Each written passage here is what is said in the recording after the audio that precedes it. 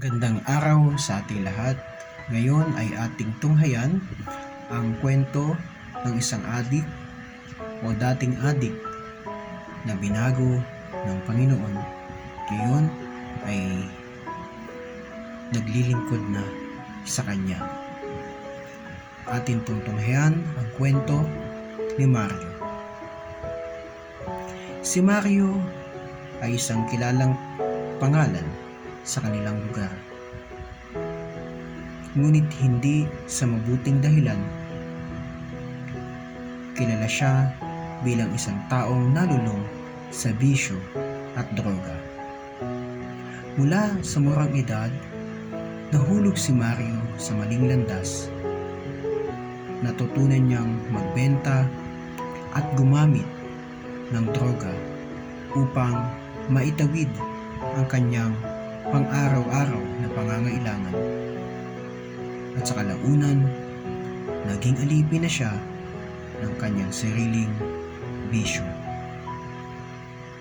Sa kanyang paglubog sa mundo ng droga, nawalan siya ng ugnayan sa kanyang pamilya at mga kaibigan. Ipinagtabuyan siya ng komunidad at maging ng kanyang mga magulang ay tila na nawalan na ng pag-asa na siya'y magbabago pa. Palaging lasing, palaging may tama ng droga, at palaging nagagalit. Ito na ang naging buhay ni Mario. Wala nang direksyon, puno ng kalungkutan at takot. At palaging nangangamba kung kailan siya matatapos o kung kailan siya mapapahamak. Isang gabi, habang lasing at bangag,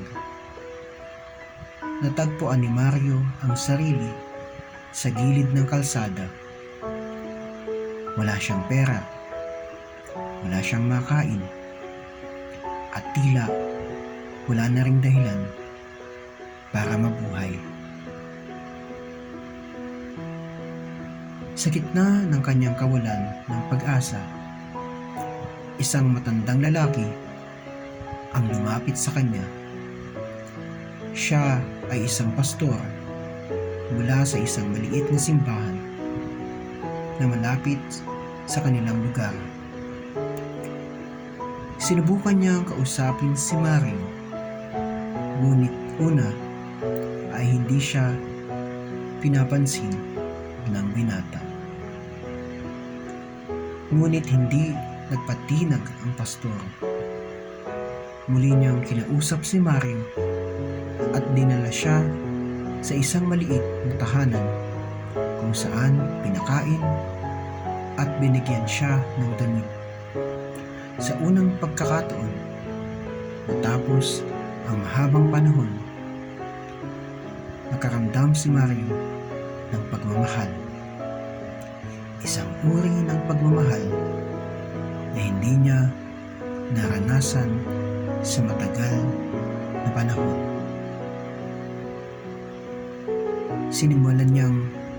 Sinimulan siyang ipakilala ng pastor sa Panginoon at sa salita nito. Sa loob ng maraming buwan, unti-unting binago si Mario ng salita ng Panginoon, pati ang kanyang buhay. Hindi naging madali ang proseso. May mga gabi pa rin hinahanap niya ang droga. May mga pagkakataon pa rin nais niyang bumalik sa dati. Ngunit sa tuwing siya'y nasa gitna ng tukso, nagiging mas malakas ang tawag ng Diyos. Natutunan niyang magtiwala at manalangin. At sa bawat pagkakataon na siya'y bumagsak, natutunan din niyang lumangon muli. Nang tuluyan na niyang talikuran ng droga, ay nagdesisyon si Mario na maglingkod sa Panginoon. Sinimulan niya ang bahagi ng simbahan. Dito'y natutunan niya ang kahalagahan ng paglilingkod sa kapwa, pagtulong sa mga nangangailangan at pagbabahagi ng pagmamahal ng Diyos sa iba. Lumipas ang mga taon, si Mario na dating adik ay naging isang pastor. Siya ngayon ang nangangaral sa maraming tao. Ginagamit ng Panginoon ang kanyang karanasan bilang patunay ng kapangyarihan ng pagbabagong loob sa Panginoon. Sa kanyang mga sermon, madalas niyang ipinabahagi ang kanyang kwento upang ipakita sa lahat na walang sino man ang sobrang layo sa biyaya ng Diyos. Ipinapakita niya na kahit gaano kalalim ang pagkakalugmok, palaging may pag-asa sa Diyos. Ngayon, si Pastor Mario ay patuloy na naglilingkod at nagiging inspirasyon sa marami. Ang kanyang buhay ay patunay na walang imposible sa Diyos. Ng isang taong tila nawala na ng pag-asa ay maaaring baguhin at gamitin bilang instrumento ng pagbabago at pagmamahal sa iba. Ngayon, marami tayong natutunan at nakuhang aral sa buhay ni Mario, na kahit na siya ay nalugmok sa mga ipinagbabawal na gamot, ay nakita ng Diyos ang kanyang puso.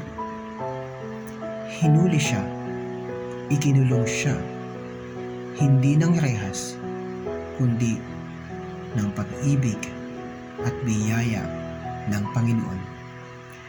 Kaya kung ikaw ay lugmok at sa tingin mo wala ng pag-asa ang buhay mo, tandaan mo na mayroong Diyos na nagbabantay at nakatingin sa iyo. Tandaan mo na may pag-asa sa Kanya. Lumapit ka lamang at magtiwala sa Kanyang magagawa. At diyan nagtatapos ang ating kwento sa araw na ito. Maraming salamat po. Salamat sa ating Diyos. Pagpalain po tayo ng ating Panginoon hanggang sa susunod na kwentong Kristiyano. To God be all the glory.